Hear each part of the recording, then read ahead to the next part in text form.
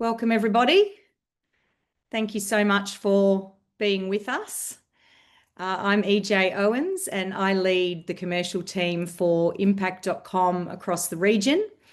It's great to be here for the impact.com and Cube Creator Insights 2025 webinar edition.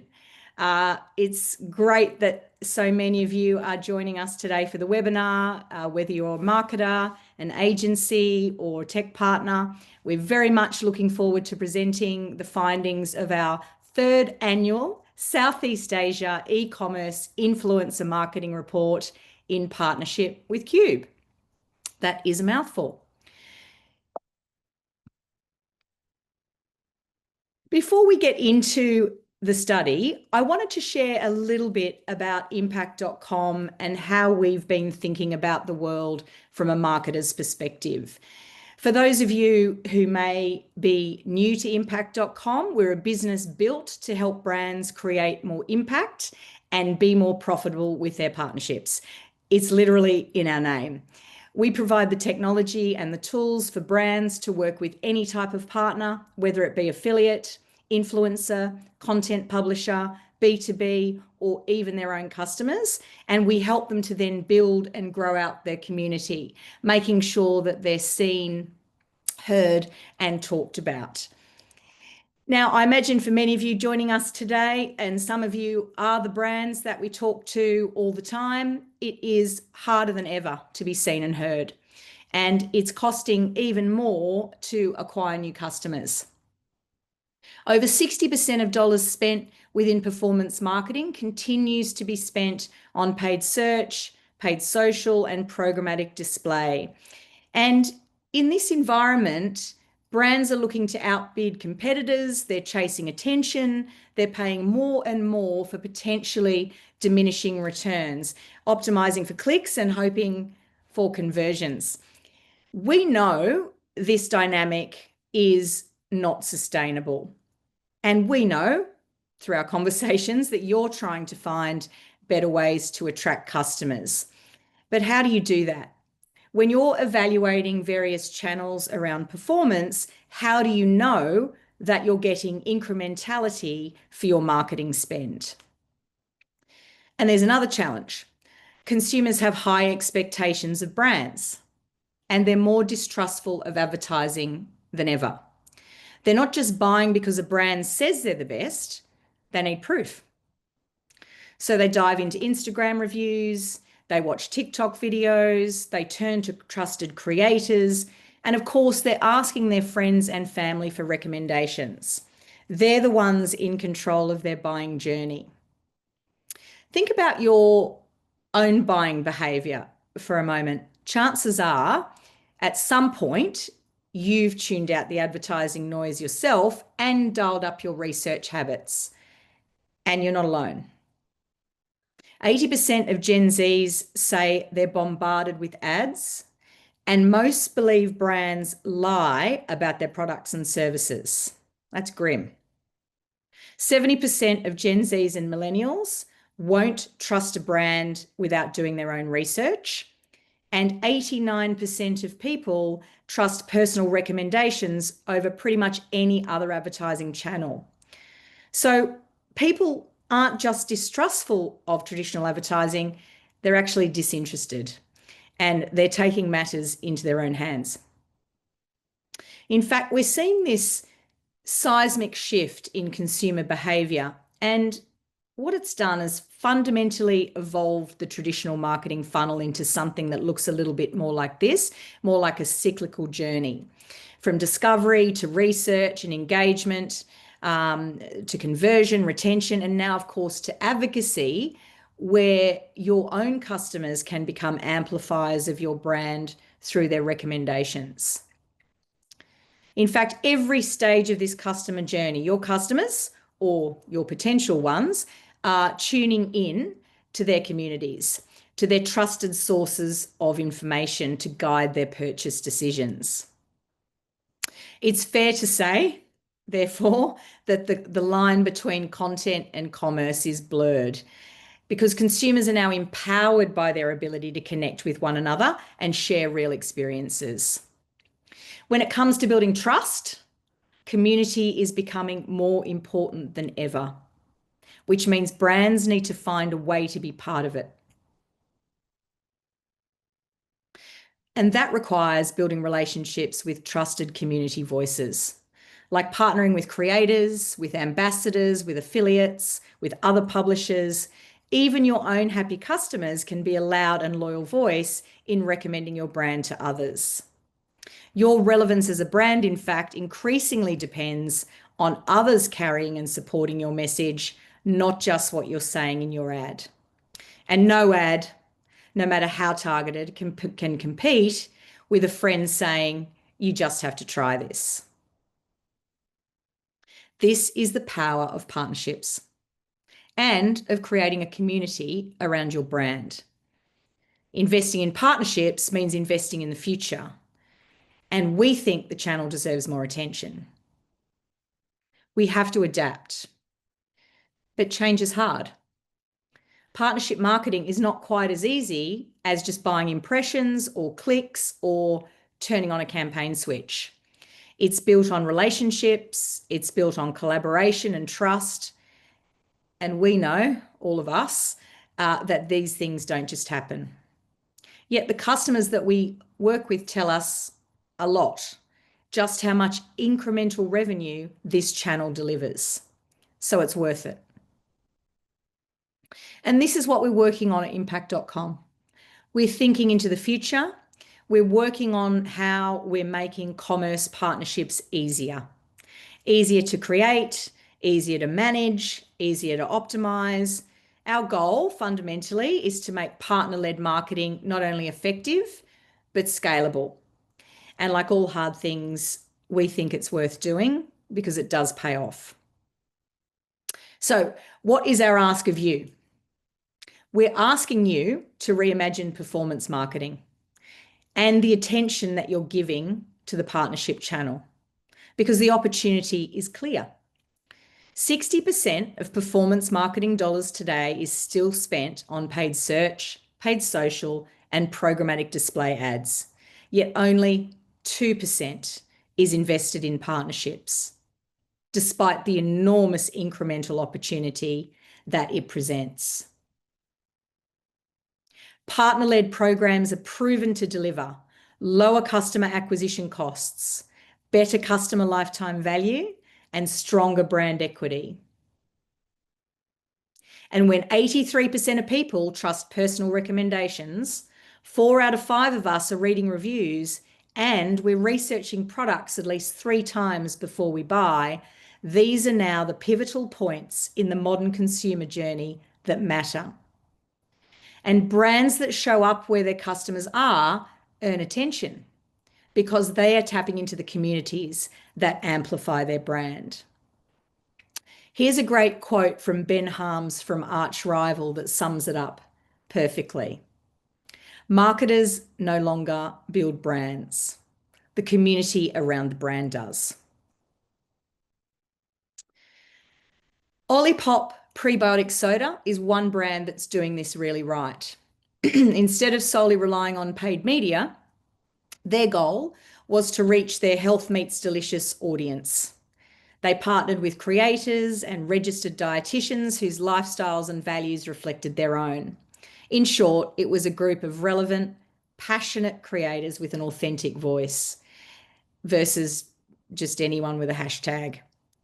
It drove awareness, it drove education, and it drove promo code usage or trial of the product. And importantly, it delivered almost 1,000% return on investment. Creators alone contributed nearly 12% of all Olipop sales last year. Partnerships like these can be extraordinary. Partnerships built with a trusted community voice, like a creator. Creators are certainly one of these voices.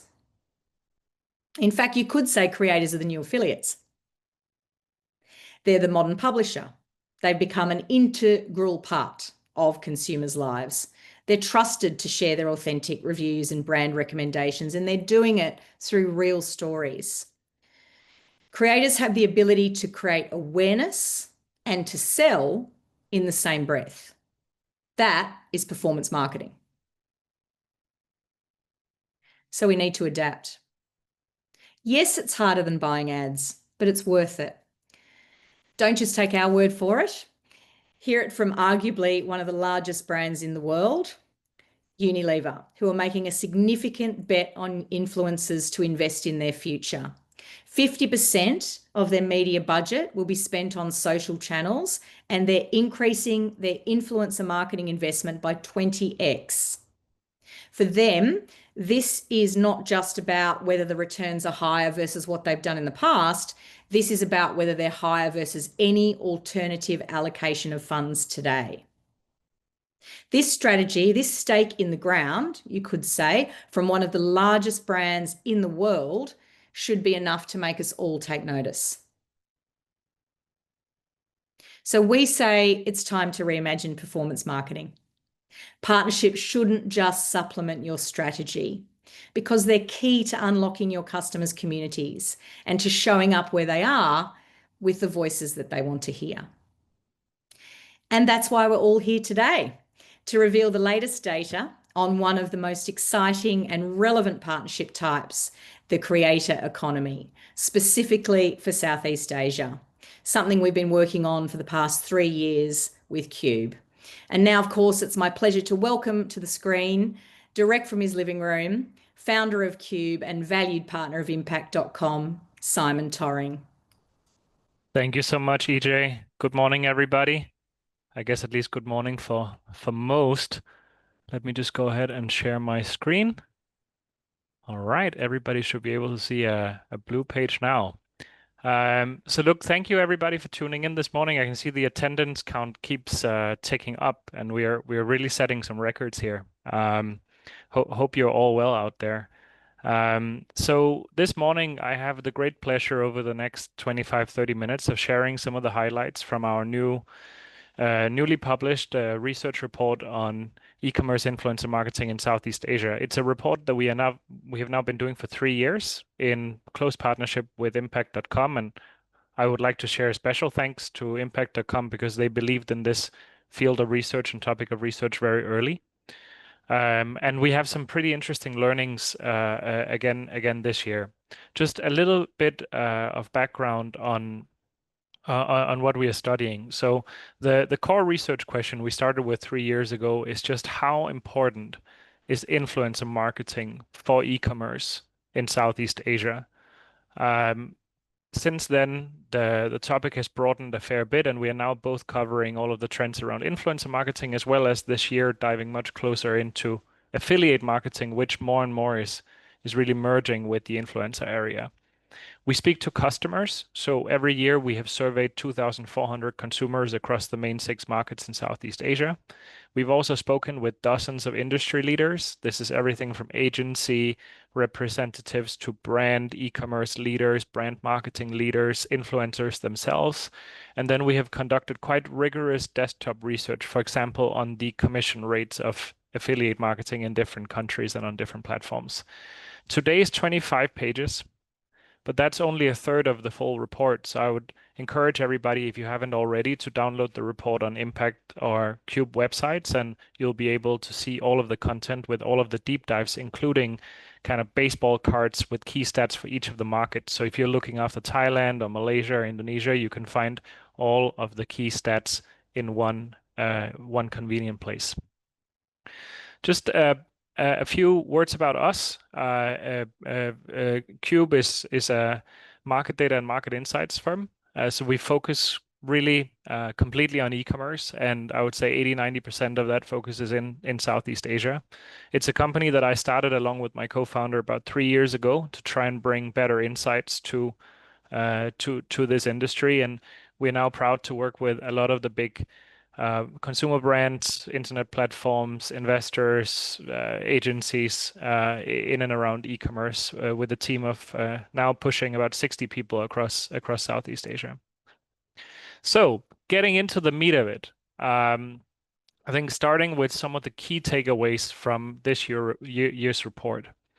The first key takeaway, I think is an important one, is that we are definitely in the boom years of influencer marketing. So year by year by year, we can see that impact of influencer marketing is ticking up for e-commerce. So is the spending, and hence the size of, let's say, the influencer industry is growing as well. But we can also see that consumers are starting to get more discerning, and indeed some are getting a little bit jaded.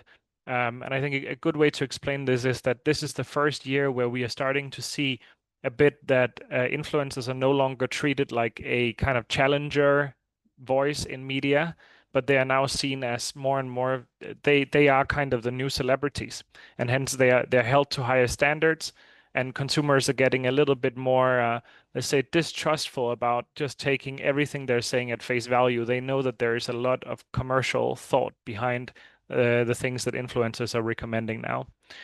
The second key takeaway is that influencer campaigns now contribute to more than $1 in $5 spent on e-commerce in Southeast Asia. So we are, in other words, we are confident to indicate that influencer marketing is driving more than 20% or influencing more than 20% of e-commerce spending in Southeast Asia. So we have more details on that in the coming slides.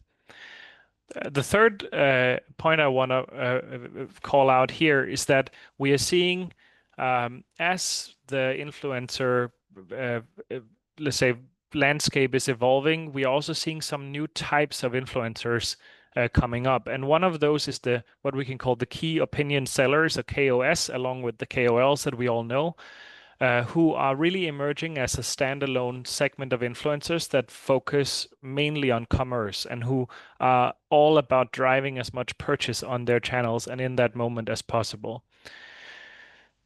Fourth key takeaway is that affiliate marketing for influencers and creators is booming, both on brand.com and on e-commerce platforms. So there's a lot of interesting developments around which influencers are okay to start taking commission-based payments or hybrid payments, where it can happen, how it can happen, how attribution is working. So this is really an area of wild innovation at the moment.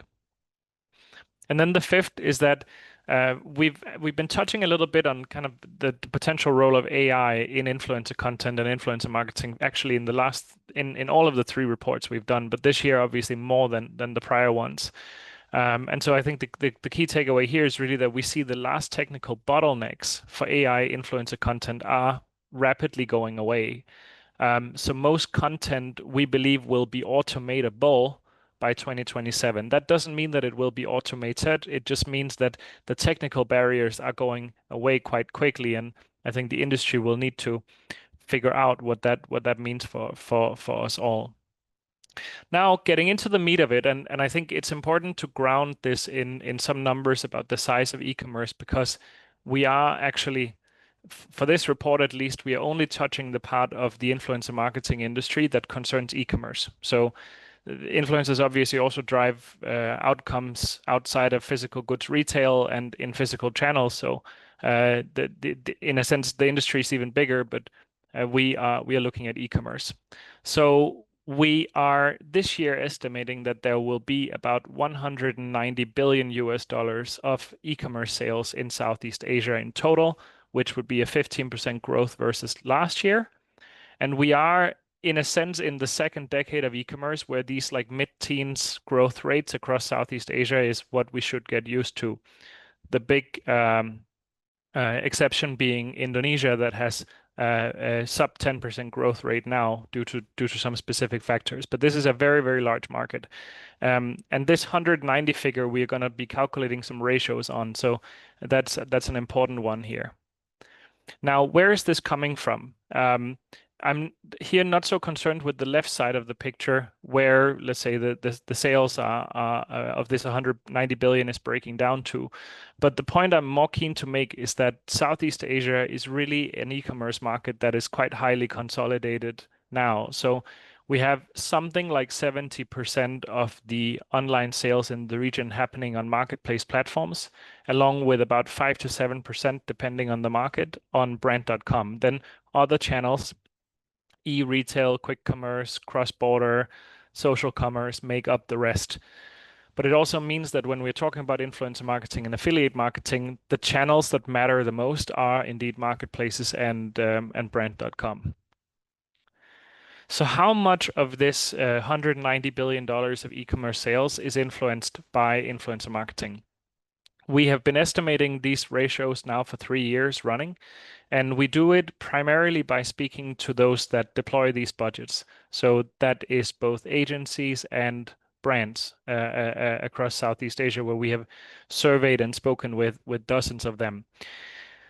Our best estimate is that out of the 190 billion of e-commerce sales this year, about 38 to 46 billion of that, which is 20 to 24%, is influenced by influencer marketing. Now, only about half of that, 21 billion or 11%, is what we can call trackable, meaning it's directly attributed to influencer marketing. And this means that there is a UTM link or a specific coupon code where you can really tie the sale to that campaign. But there is definitely consistently, when we speak to agencies and brands, there's a sense of a big, quite big halo effect, or let's say, yeah, like an extended effect beyond just what can be completely trackable. We expect both of these numbers to go up. Both the absolute dollar value, of course, because e-commerce is growing, but also these rates. So when we look forwards to 2030, we are estimating that the trackable component will be about 13 to 17%, and that the total influence will be somewhere between 22 and 26% of e-commerce sales. Keen observers here will also see that the trackable component is then expected to grow faster than the rest, and that's because attribution is generally getting better. And that's mainly down to the large social commerce and e-commerce platforms really nicely integrating campaigns and content, campaigns, content, and commerce, I should say, which means that attribution quality is generally getting better. So this is what gives us some confidence that it's fair to say these are boom years. Now, so that's the amount of e-commerce spending that this influencer marketing contributes to. But how much of that then flows to the influencers themselves and the various other cost groups related to influencer marketing? Our best read is about 8.5 billion this year. Out of that, let's say roughly 45 billion is actually flowing out as expense. So it's, depending on how we count it, something like 20 to low 20% of the derived revenue that is then flowing through as in a sense marketing costs. Where is that going to? We assess that about 2/3 of it is going to the influencers. It could be fixed fees, sales commissions, and whatnot. 20% is going to product sponsorship. So seeding of products is a major expense for those that conduct influencer campaigns, and it's obviously one that often is the sole or main form of payment for the very small influencers. So it can cost a lot. And then there's about 15% that goes to various agencies, enablers, and other costs. But it means that influencers out there, if we just kind of count backwards, are making billions. And it means that some of them are making millions or tens of millions. It's absolutely happening. All right. Then I want to hop into a section a bit about where all of this, let's say, the influencer marketing for e-commerce is happening. So again, for the third year running, we have been looking at asking consumers which social media and content platforms they currently use. And the way to read the chart is that we have the Southeast Asia averages out to the left, and then we have in green the change versus last year. The main change this year is that Facebook has overtaken YouTube as the number one. And we see increased usage indications for everything, right? So it's only green arrows. That said, there is a lot of variance between the countries. So I think especially for those of you who are looking at one market, we have also indicated those or included those single market estimates here. For easy reference. So I think takeaway here is that one, certainly Southeast Asia is a very high usage region of these platforms, but also many are clearly using several, intensely, right? Because we see 3 platforms here that are over 80% current use.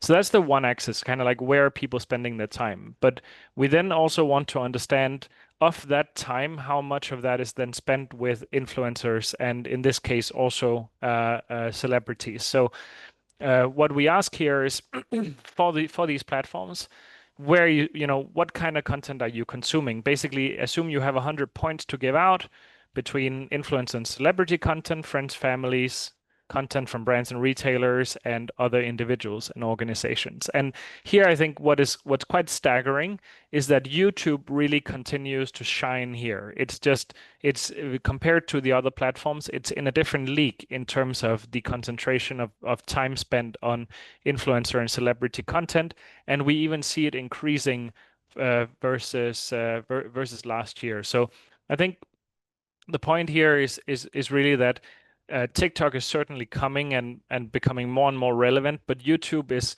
still in a different kind of league when it comes to just aggregate minutes spent consuming influencer and celebrity content across Southeast Asia. Now, one thing that we are seeing this year, and it relates a little bit to that statement I shared at the beginning about consumers becoming more discerning, is that for the first time, we are seeing signs of what I would call influencer recommendation fatigue. So it's quite interesting. For 3 years now, we have been asking consumers how recommendations from different types of influencers affect purchase decisions. So in a sense here, the rates indicate the share of the consumer pool that said it's either positive or very positive. So in the prior years, we've mainly looked at this because we wanted to understand how, let's say, purchase recommendation influence flows with the size of influencers. Well, in the beginning, we had a hypothesis maybe the nano influencers actually have the highest influence because their followers almost know them or feel that they know them very well. But no, what we've been seeing consistently is that the larger the audience, the higher purchase recommendation power. Interestingly, though, celebrities who may have a larger following actually have a little bit less purchase recommendation power, probably because a lot of their content is more polished and less personal. Anyway, the main point this year is that for the first time in the 3 years we've been doing this research, and you can see it on the right side of the page, actually all of these rates are going down. So it's something we need to continue researching, and we'll certainly be looking at it again next year. But we are seeing kind of drops across the board, and it's one of those things that gives us some belief that perhaps consumers are starting to become a little bit jaded about the validity of some influencers' recommendations of certain products.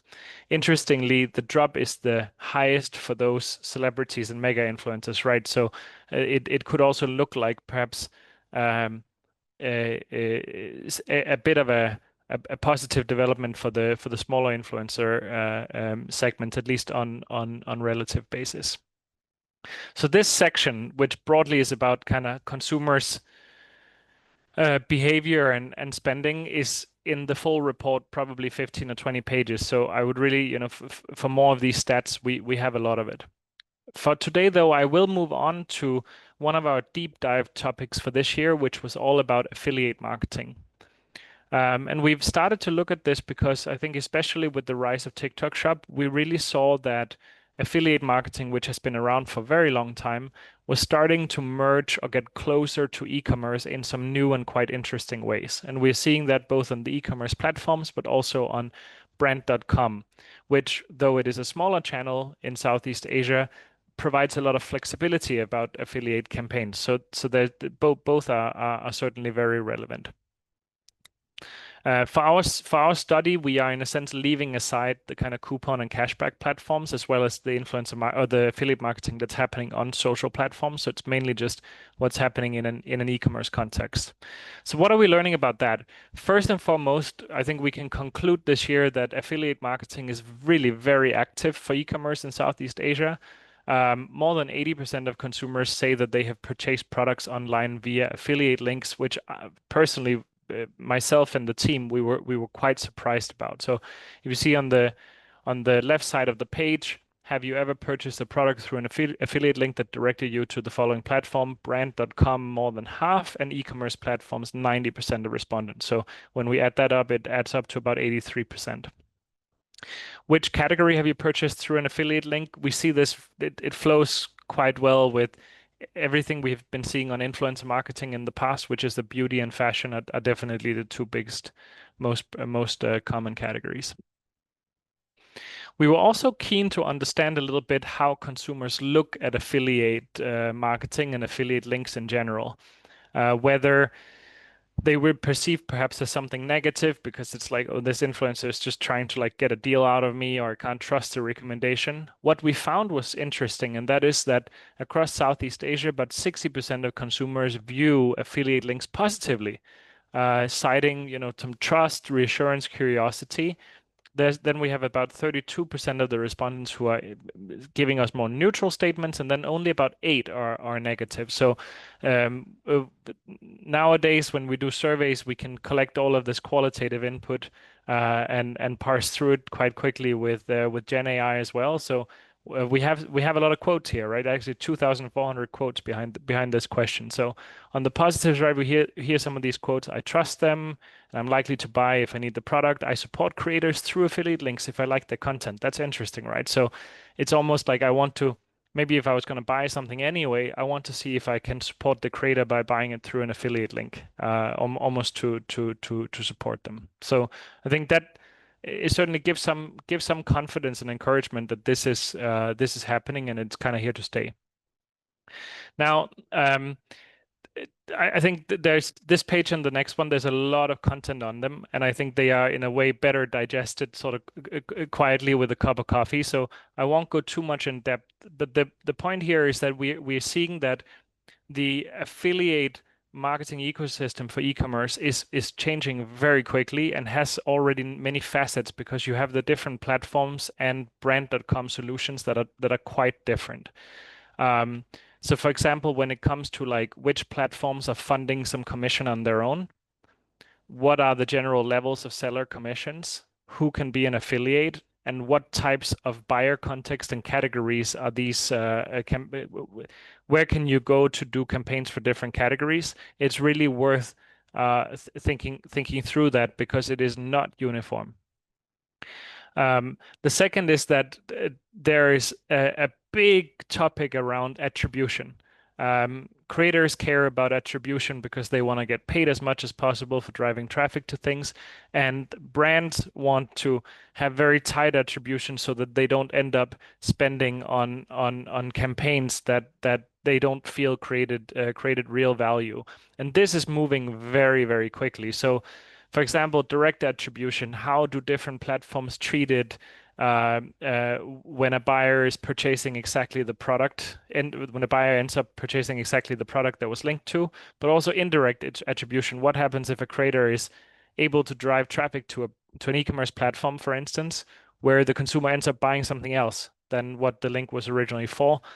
That's treated very differently, and we see movement in this space almost down to weeks or months.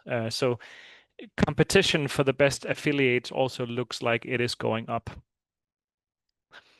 There's a big question around affiliate marketing, which is all about commissions, right? Because that's the main way that this stuff is paid for. So how much commission is enough? Again, we have like more than 10 pages of commission data in the report. What I've put here, and I know there's a lot going on this chart, is basically for different categories, fashion, beauty, and electronics across 3 markets, Thailand, Vietnam, and Indonesia, on 3 different platforms, TikTok Shop, Shopee, and Lazada. How are the open program affiliate commission rates looking? I would just say here, and we have deep dive slides for the different countries in the report itself.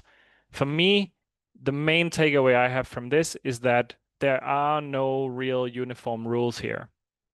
That means anyone who's doing affiliate marketing campaigns should really be comparing commission rates with immediate comparable brands on a specific platform in a specific market because it varies so much across the board.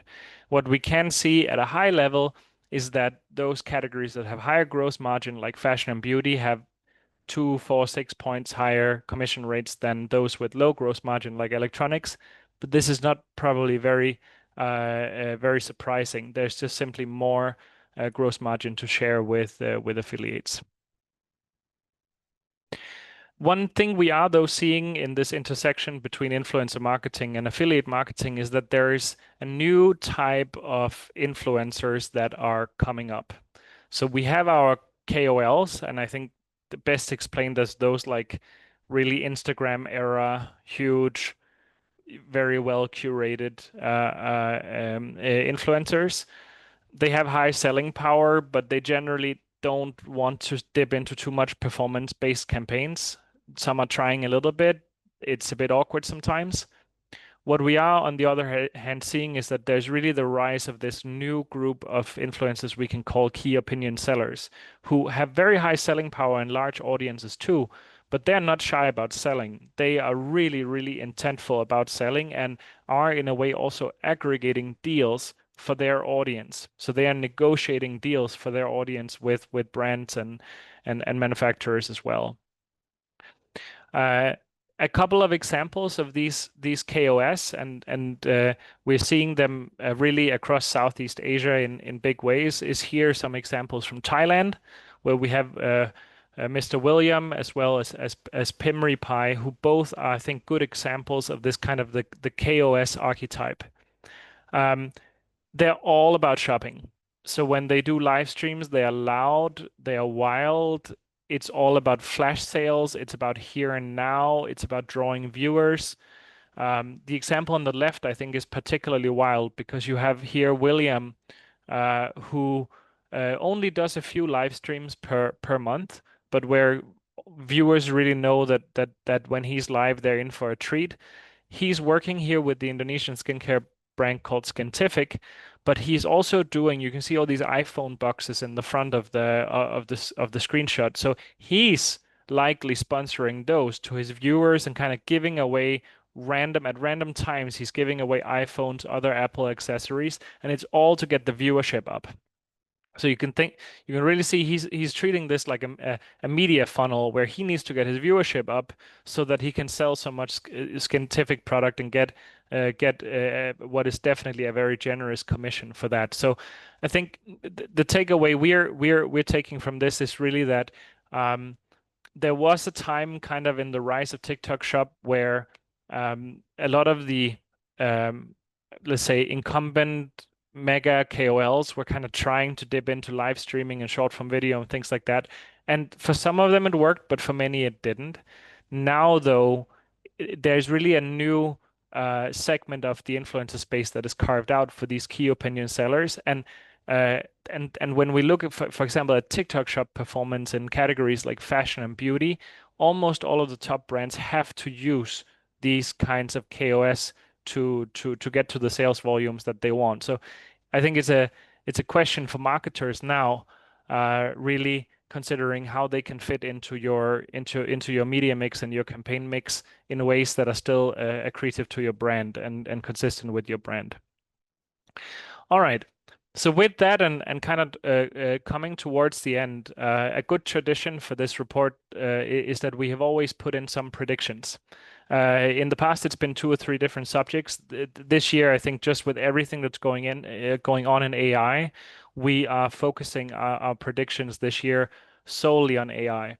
And it's not the first time we've looked at that.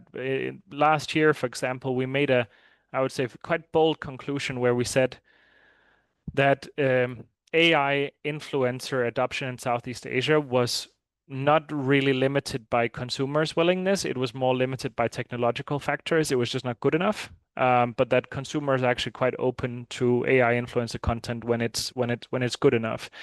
And I would say this year it's more of the same. So the first thing is I think we can definitely say now that AI content will slowly but steadily become indistinguishable from human work. Video generation AI is now so good that it can trick most of us, if not all of us, and it's only continuing to get better. So we have a little bit of a kind of a timeline view here as well, where we say, just for AI content, how are things looking, right? So in 2022, it's kind of the first few models are released, but they have severe limitations, like robotic voices. They look obviously AI, they look a bit weird. Then in 23 and 24, we start to see better video content generation engines, but especially when they have to use like human features or avatars, the realism is still not quite good. In many cases, they can only produce videos of a very short length. Then this year, things are starting to get better, right? So we're seeing practical examples of kind of the let's say the automation of influencer style content, where you take the likeness of a human and kind of create more content on that basis.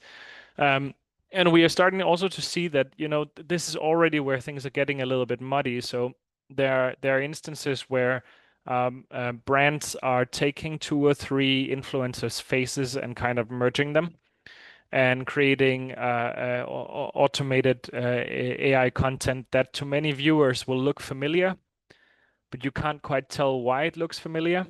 So I think it also poses new questions around IP ownership and so on. And that's indeed that's the main takeaway here, is that we are, I think, probably at the point of no return now, where it's no longer really the technological bottlenecks that are going to hold this back. It's much more about all the human factors. It's the IP laws, ethical boundaries, how platforms will think about homing this kind of content, etc. So we believe, this is our prediction, about 40 to 50% of all digital content will be created or co-created by AI by 2027. But that human creators will not disappear. They will evolve. It's just that, as in so many other shifts through history, it comes down to our creativity together to figure out uh, what's gonna be that special human value add. And I think there are just some things that AI will never be able to replicate, right? The awkwardness that makes people laugh, real stories, lived experiences, and these moments that go off script and are funny and still land. Entertainment is definitely a big part of influencer content and influencer marketing, and I think that's not going to go away. What we do though expect is that for influencers and creators, AI is gonna force a new industry or a new chapter of IP management and rights management to come about, because we believe that a lot of famous creators will license their name, face, and voice to brands, which will then enable AI to generate content on their behalf around the clock. So with this, and we're basing this mainly on the fact that we when we ask consumers if they're worried about this or concerned or creeped out, they're really not. We get a very different response set than we would get in Europe or the US, for instance. Consumers are just quite open in this part of the world, and now with the technology getting better, it's a bit inevitable. So some of these, like, what are the implications of this, right? So talent agencies will probably shift from managing campaigns to being more about overseeing IP. That also means that creators will need to work with somebody who can see where their likeness is being used in an unlicensed manner. Because so much of the consumption is focused on these big few platforms, I think those platforms will also have a huge role in defining what they allow there to be on their platforms and how they want to police it. We believe that we will see more kind of human certified or authentically made labels for content, where you know that it's actually made by real flesh and blood influencers or creators. Um, and we also believe that with all of this AI content, audiences will still want at least some of their content to be really human, which may even lead to kind of a premium content market where consumers would be more willing to pay for the real deal, so to speak. And I will end on this page because we also asked a bunch of brands what they think. And in the end, influencer marketing only works if there's somebody paying for the campaigns. And so we asked brands, and I think this year it's still a mixed bag. I think the real question is really how will this look when we do it again next year. So we had some negative quotes, right? It won't work because you lose the genuineness of the content. We prefer human beings. We're worried about backlash. But there are also some positives, right? It's getting increasingly realistic. This may be a next step in the future. As long as it doesn't need personal connection, AI is a good and cost-effective option. So I think, especially for brand leaders, e-commerce leaders out there, there's a lot to think about. And all I can guarantee is that we'll be back again next year to take the pulse again with our good friends from impact.com. So with that, a big thank you, and I think we may have time for a few questions. Wow, a lot to digest in that. Just a note for everyone, we will be sending out the full report to you afterwards. We'll also include LinkedIn for Simon and myself if you have any questions. But currently, we do have a few moments. We can probably answer a couple of questions. If you have any, please add them into the Q&A box, and we'll get to those. There is one question, Simon, that's come through for you. Simon, you mentioned about influencer fatigue. Are you seeing this trend continue, or do you think the landscape will be evolving in a different direction? Yeah. Thank you so much, EJ, and for you out there who post this question. And indeed, I think the Q&A box is open, so we can take a few more coming in as well. It is the first year where we're seeing it, and because we are only doing the surveys once a year, in a way, I think that I can't wait till next year to see what rolls around. We had the good fortune of doing the consumer work before we went to speak to agency and brand leaders, and so we also asked this question back to hear how it resonated. And I think what we have heard across the board is this idea that as the creators and influencers are starting to become very successful, and some of them becoming very wealthy, and some of them really liking to flaunt that wealth and success, especially for the large influencers. It just means that the influencers are really no longer outsiders, and that they are being held a little bit more to the standards of celebrities in terms of conduct and so if I had to guess, I would imagine that it's kind of gonna continue because in a way influencers were treated too well for a while. But we will have to see what the data says. Thank you very much. We've got a few more coming in here.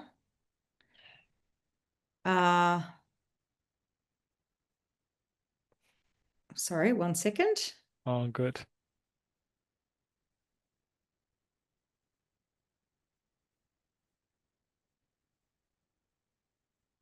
I think I've only got part of this question.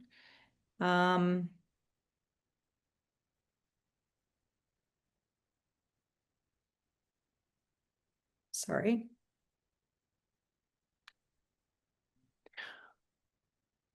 I can see one here as a just a follow up to your one that you just mentioned about fatigue. Yeah. Is that the one you've seen? I can see one that says, as a creator, how would you recommend creators work with brands to optimize conversion while doing it authentically? And look, that's obviously I think we understand it a little bit better from the brand's perspective.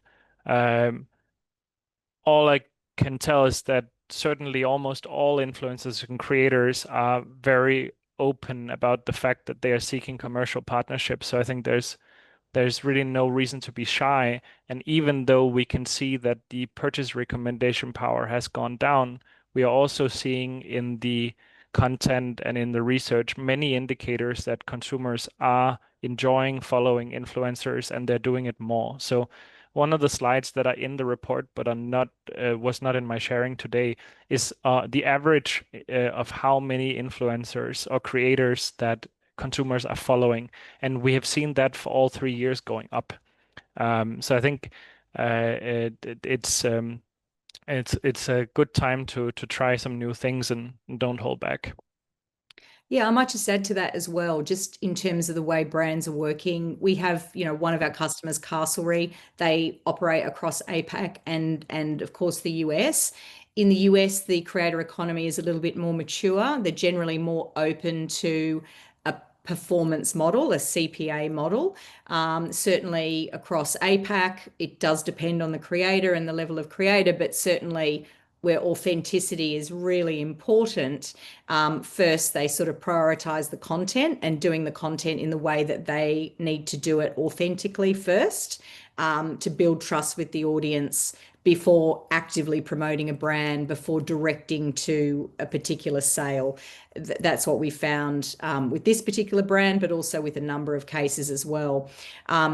Making sure that you're tailoring the strategy and the way that you're working with creators to the market itself and to audience expectations, and also to where the creator sits in terms of the relationship they have with their audience, I think is really important. Okay. I think that's about it for the questions. Oh, wait a minute. There's more coming through. Yeah, I saw one here that on the key opinion sellers, do you have stats on the volume of sales they Yes. generate, and are they all over APAC? I think this is fun because it's a bit gossipy, right? Um, we learned some quite interesting things. So um, in Vietnam, there is one TikTok shop KOS who only live streams once or twice a month, and who some of the months have generated 2 to 5% of the total monthly trade volume for TikTok shop. Um, which makes it in the tens, if high tens of millions of dollars of sales generated. And we can only imagine what they would be making in commission, but the norm for these strong KOS being kind of 15 to 25% commission. Someone out there is making a lot of money. And the same in Thailand, we have indications of these KOS that are able to generate low order volume, but hundreds of thousands of orders in single live streams. So they are generating trade of millions, if not tens of millions, and their take from that is hard to know. But I think it's safe to say that some of them are becoming very, very wealthy from this. Yeah. Oh, you should be a creator. Yeah. Yeah. Okay, we'll wrap it up there. I want to just say a big thank you to Simon Torring and to Cube. 3 years in a row. I think we all agree the insights are ones that we can take forward. If you want to ask more questions that we haven't been able to answer today, once the report is sent through to you after this session, please do feel free to reach out to Simon or myself for anything we can do to help on LinkedIn afterwards. That's a wrap for now. Thank you very much, Simon. Thank you so much, EJ. Thanks everybody for tuning in. Have a wonderful day. Thank you. Bye.